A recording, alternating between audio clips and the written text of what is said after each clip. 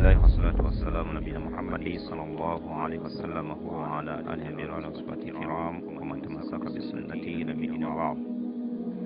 قال بعض العلماء bamwe bamenyi baravuze bati yahtaju al-amal arba'atu ashya hatta yusallim, ati igogwa kugira gishore gutungana isaba ibintu bine.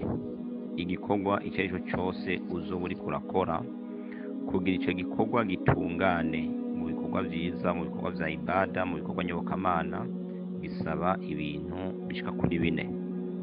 Ikintu cya mbere al-ilmu qabla bad'ihi, n'ubumenyi imbere yuko ukora icyo gikorwa. Bi anna al-amal la yuslih illa bil ilm, uko igikorwa ntigishobora gutungana uretse yuko gifitiye ubumenyi. Aha rero turaba nk'akarorero uno munsi, kubera ko ingo nyinshi z'iki gihe ziguma zisambuka, nuko abantu benshi binjira mu buzu cyangwa se bubaka ntibaba bafise ubumenyi bw'ubwo rugo. Ni nk'umuntu usanga agiye mu isoko atazi icyo agiye gusuma. Ubu muntu muhwanye akakubwira ati giye mu isoko ugiye gusuma iki, ati sinzi ibyo ngiye gusuma.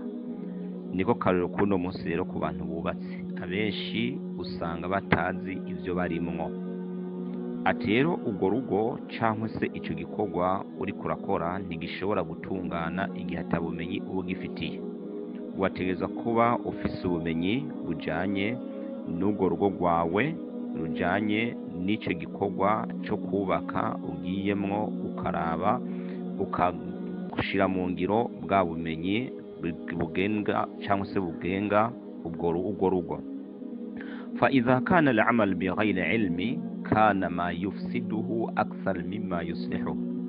Ati mu gihe igikorwa rero ugikoze utagifitiye ubumenyi, ivyo wonona biba byinshi gusumba ibyo utunganya.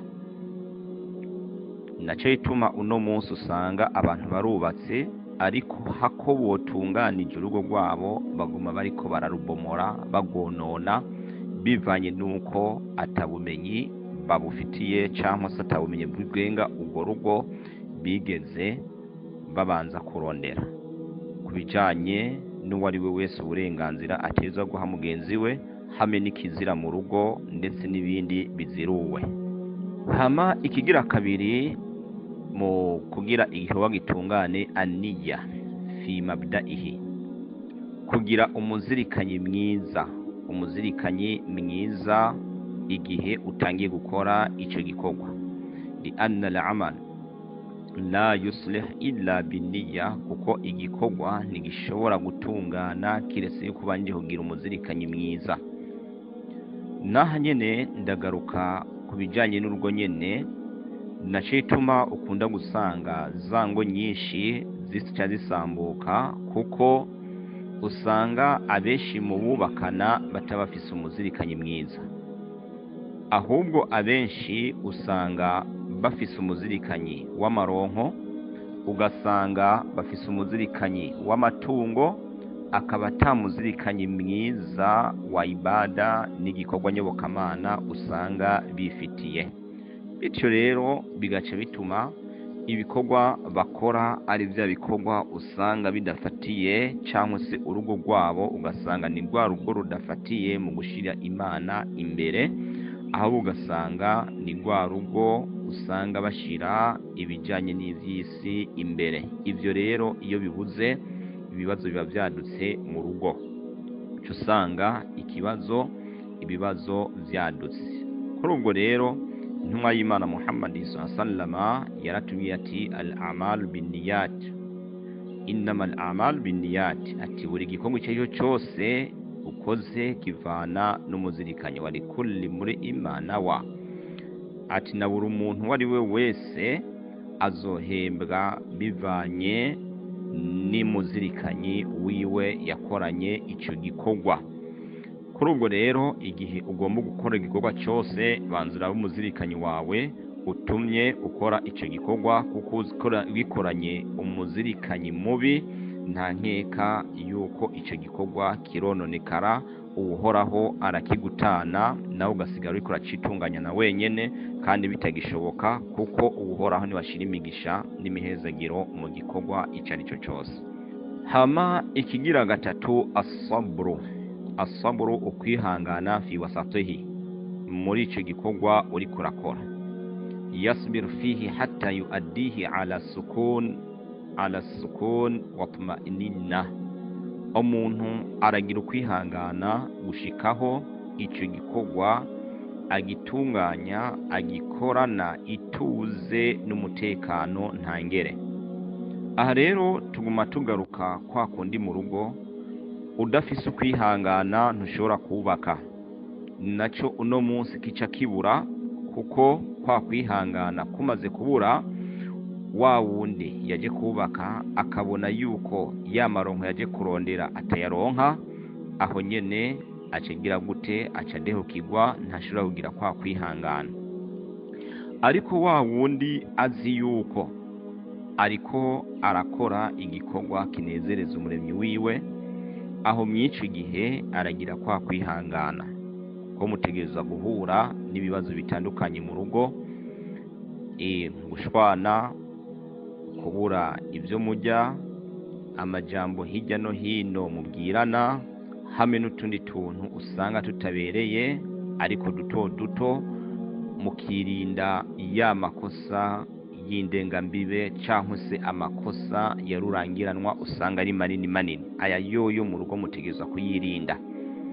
Ico gihe rero mu gihe uwari we wese muri mwebwe babiri mwubakanye adafise kwa kwihangana, akaba yaje kubaka atamuzirikanye mwiza afise, akaba atabwa bwa bumenyi bwo gutuma yubaka atabwa afise, ahubwo rugo ntirumara na kabiri, ruba rusenyutse kubera ko ukoma gutya gatonya, hagize akakoma gato ati jewe burya ntitukiri kumwe, fati yawe nanje fati yanje.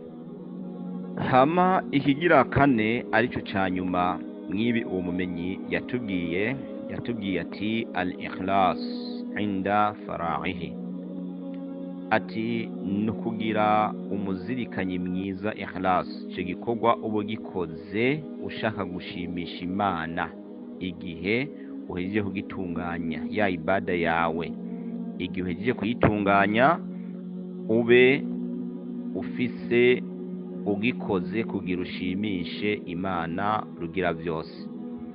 Ntugikore kugira ushimisha abantu, ntugikore kugira ushimishe abantu, gikore kugira ushimishe uhoraho. Li amna al-amal la yuqbalu bighayri ikhlas, ati kuko igikorwa ntigishobora kwemegwa igihe utagikoze kugira ushimisha Imana, cyangwa se ufise umuzirikanyi wo kugira ushimigwe n'uhoraho. Fa idha amilta bil ikhlas yataqabbalu Allahu ta'ala minka, ati mu gihe ukoze igikorwa rero ukagikora intego yawe ari kugira wishimigwe n'uhoraho cyangwa se ushimishe uhoraho, ati mwico gihe igikorwa cyawe arakikwemerera. Turagaruka nyene mu rugo, igihe uvuga ati ngiye kubaka kugira shobore kubyara, kwibaruka ibibondo bizokubaha Imana, bizokubaha abantu, ibibondo bizokora ibikorwa byiza, urugo rwanje rube urugo rugengwa n'amategeko y'Imana, menya yuko mwico gihe Imana izobahezagira mu urwo rugo, Imana izobaha imigisha, urwo rugo ruzorama kandi urwo rugo ruzogenda neza.